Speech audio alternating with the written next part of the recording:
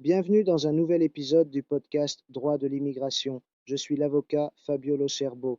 Aujourd'hui, je vous parle d'une décision importante concernant les signalements dans le système d'information Schengen, le SIS. Il s'agit de l'arrêt numéro 2728 de 2026 du tribunal administratif régional du Latium, section Saint-Quater, rendu dans l'affaire inscrite au rôle général numéro 1339 de 2025. L'affaire concernait une citoyenne étrangère qui avait obtenu un visa pour études délivré par une ambassade italienne. Par la suite, un autre État de l'espace Schengen a inséré un signalement dans le système SIS. Sur la base de ce signalement, l'ambassade a décidé d'annuler le visa déjà délivré et la Questura de Milan a ensuite déclaré irrecevable la demande de titre de séjour pour études.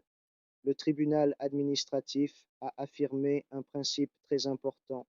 Un signalement dans le SIS ne peut pas justifier automatiquement l'annulation d'un visa. Selon les juges, l'administration doit toujours effectuer une évaluation concrète de la situation en vérifiant la proportionnalité de la décision et la confiance légitime de la personne concernée. Dans cette affaire, l'administration avait considéré le signalement SIS comme une obligation automatique, pensant ne pas avoir de marge d'appréciation.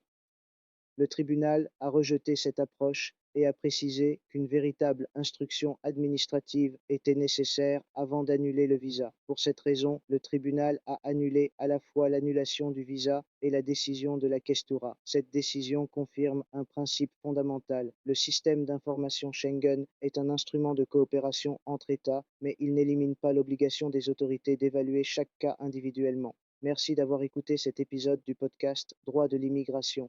Je suis l'avocat Fabio Lo Cerbo et je vous retrouve dans le prochain épisode.